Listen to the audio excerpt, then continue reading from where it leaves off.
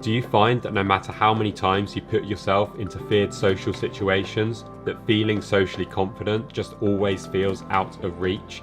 In this video, I'll explain why true social confidence comes from within.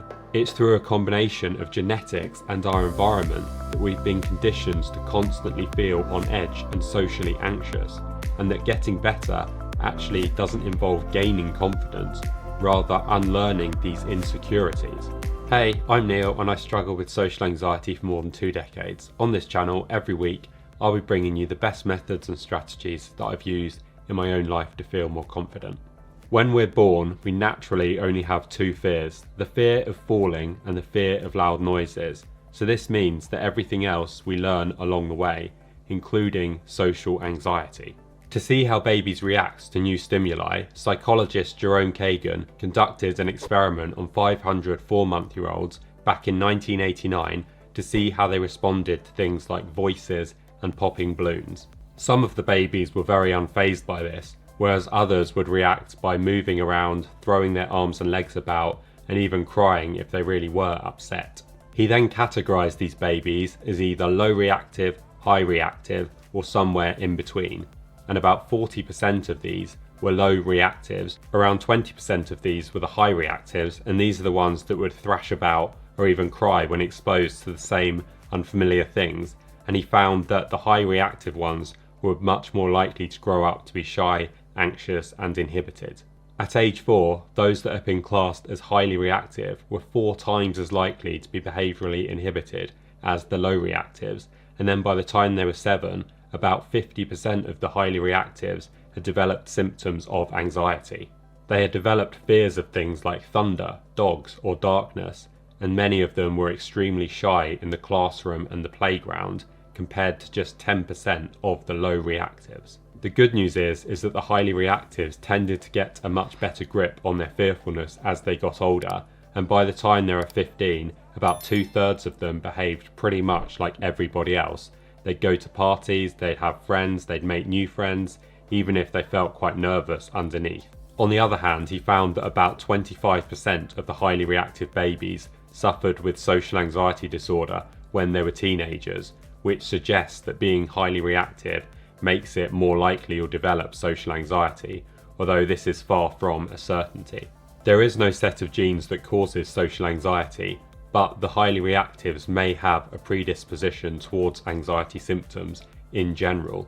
So this means that social anxiety is not genetic and that it's our environment that ultimately causes it. We learn to feel insecure.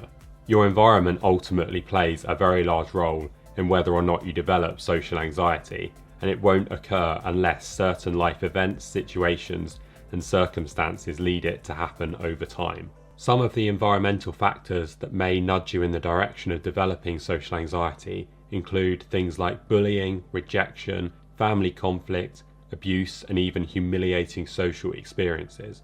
Your view of yourself and how easily you tend to speak up around other people is usually heavily influenced by your interactions with other people throughout your life and how they have made you feel. Neurons are nerve cells in our brain that transmit messages, thoughts and emotions throughout our bodies, and our brain learns how and what to be afraid of. If you're afraid of a certain event and this event triggers anxiety for you, then the neurons in your brain will fire together, and over time they will wire together as well. And the more that this happens, the stronger these connections will become. The neurons in our brain have fired and wired together to make us feel anxious in certain social situations, and this can lead us to develop certain negative core beliefs about ourselves. These may be beliefs like, I am unlovable, the world is a dangerous place, and I must be perfect.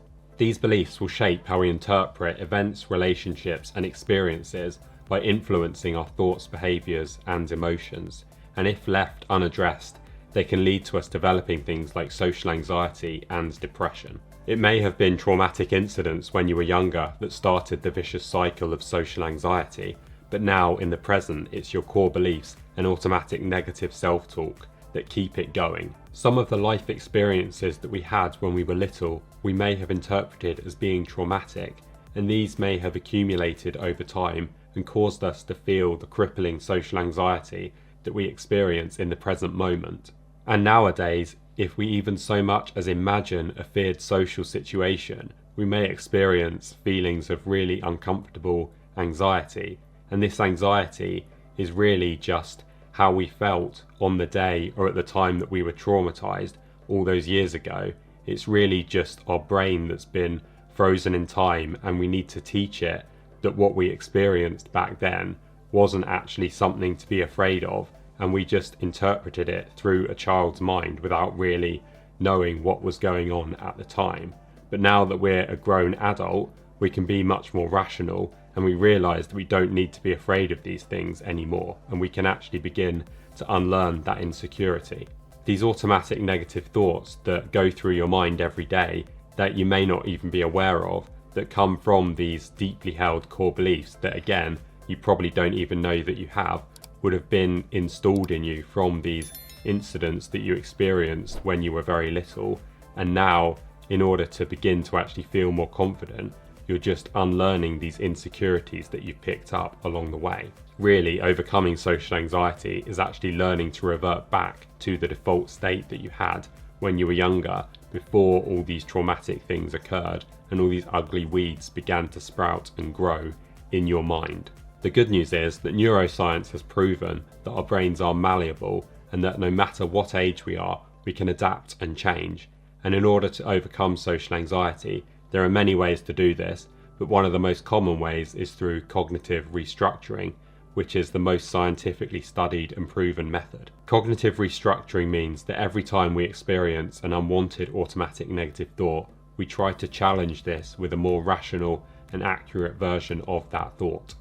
Some people, on the other hand, prefer to use more mindfulness-based strategies, so this is where we simply notice the thoughts that we're experiencing and we accept them without trying to actually do anything to change them, and then over time they should begin to go away.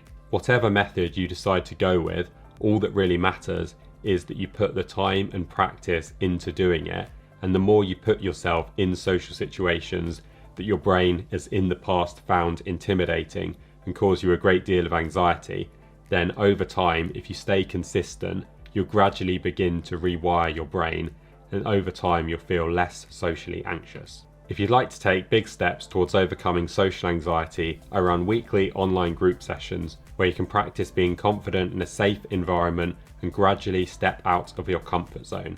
I'll put the link down in the description. If you want to watch more, then click here to see my latest video. Thank you so much for watching. If you found this content valuable, then please hit the like and subscribe button, and I'll see you in the next one.